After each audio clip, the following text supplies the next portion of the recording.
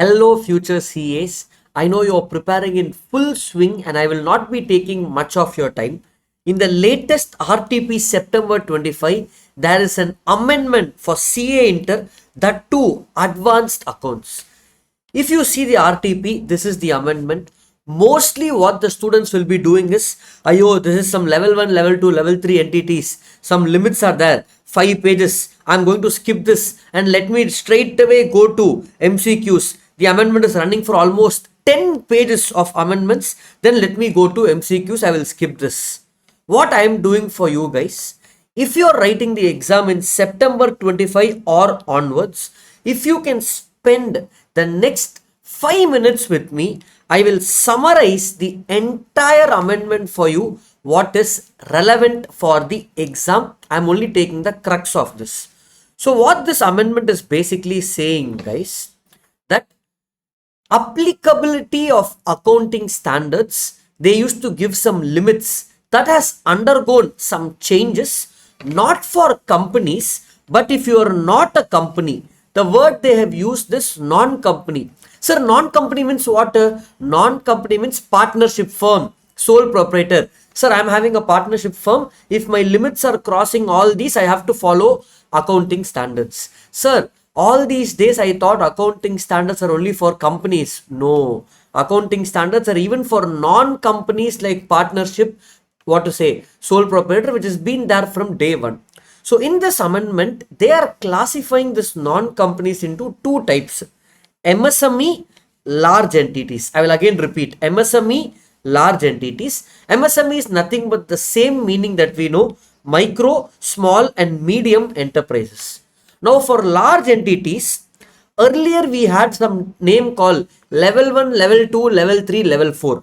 Large entities is only level 1 entity. Are you following, guys? So large only is level 1 entity, and if you are a large entity, you have to follow all accounting standards. I'm repeating, you have to follow all accounting standards. Level 2, level 3, level 4 is also categorized as MSME, micro, small and medium. The first exception, if you are into MSME, these 4 accounting standards not applicable for you.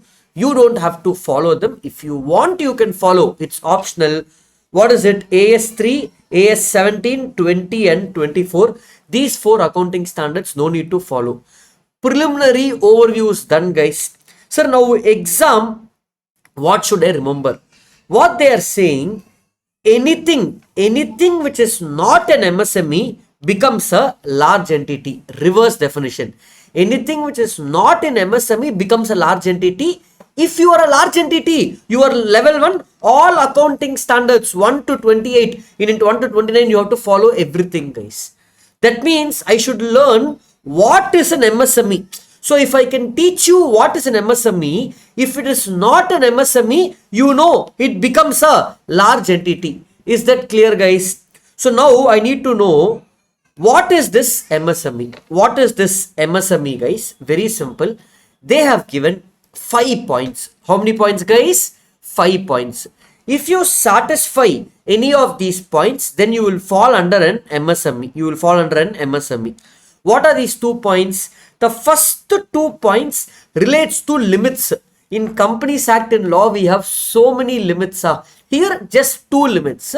Then the remaining 3 points are theoretical points, important but not limits. Not limits. First, let me finish the limits points, which is important if they're going to ask in exam, because it's an amendment, it's going to be these 2 points. As usual, they have the turnover or borrowing limit. Let me finish the turnover. The turnover should be less than or equal to 250 crores. The word they are using is not exceeding 250 crores. I'm again repeating, the words that they use in RTP or the amendment is not exceeding 250 crores. Therefore, less than or equal to 250 crores.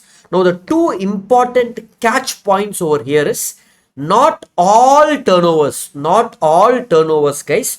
Only turnover excluding other income. That means the core operating revenue. For example, if I am L&T into construction of metro rail, for me the core revenue is construction of metro, construction of buildings, interest income, rental income, whatever you keep in other income, you should not consider. If your core income is less than or equal to 250 crores in previous, not financial year. One more important thing to note here, guys. They are using previous accounting year. So the accounting year for entity can be April to March, Jan to December, whatever accounting year they are following, the turnover other income should be less than or equal to 250 crores. If it is less than this limit, then I can call it an MSME. Sir, if it's more than 250, sir, it became 251 crores. Then what is it? It becomes a large entity. Next, similarly, borrowings. Borrowing should be less than or equal to 50 crores. Here the catch is not as on 31st March or as on 31st December, end of the year, not for the whole year. Any time in the previous, again, accounting year. In law also, we would have seen this many times. Whenever borrowing comes, it's not as on the last day of the accounting year or financial year. Here it is any time during the year. It should not cross 50 crores. It should be less than or equal to 50 crores in the previous accounting year. These are the two limits. The next other 3 points are very simple. Such MSME should not be a bank, financial institution or insurance company. If it is a bank or financial institution or insurance company, then it becomes a large entity. Next, it should not be a holding or subsidiary of such MSME. That means, I'll explain this, guys. Look at this. Okay, I have an MSME. Let me call this as A Limited, which is, okay. It should not be subsidiary of another MSME. So it should not be a holding or subsidiary of another MSME, guys. Last one, sir, how can I have holding subsidiary in partnership firm? Very much possible, guys, if control is there, because holding subsidiary, they define using control. Okay. Lastly, if your equity or debt instrument, it should not be listed for you to call yourself an MSME, or it should not be in the process of listing. I'm again repeating, it should not be listed or it should not be in the process of listing. So either I should have not made an application which is pending, or it is not listed also, equity or debt, not both, anyone. And the main thing is, it should not be listed in India or even outside India. Sir, in India it's unlisted company, sir. I am listing it outside India and US. For example, in India, a company called Freshworks is not listed in India, but it's listed in the US stock exchange. So they are saying it should not be listed or in the process of listing in India or outside India. It's equity or debt instrument. Of course, it's not a company, guys. So if these 5 points are met, then it's an MSME. Any one point is broken, then it becomes a large entity which follows all accounting standards.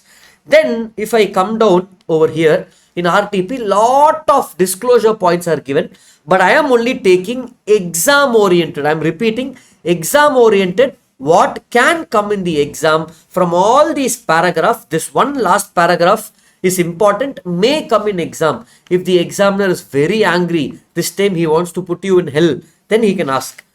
For an MSME, I already told you, these 4 accounting standards, 3, 17, 20 and 24 is not applicable.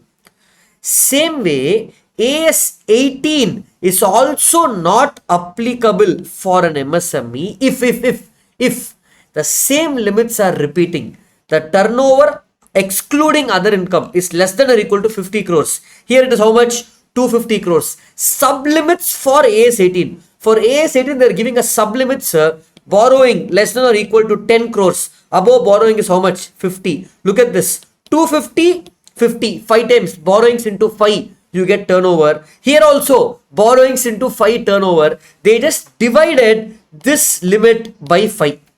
Are you getting it, guys? They just divided this limit by 5. So 250 by 5, turnover becomes 50, and borrowings 50 by 5, it becomes less than or equal to 10 crores. And the last point repeats itself, not a holding or subsidiary of another MSME. So these are the key amendments which are relevant for exam if you are writing in September 25 or later. Generally, ICAI likes amendments, guys. That's about it. All the very best, guys.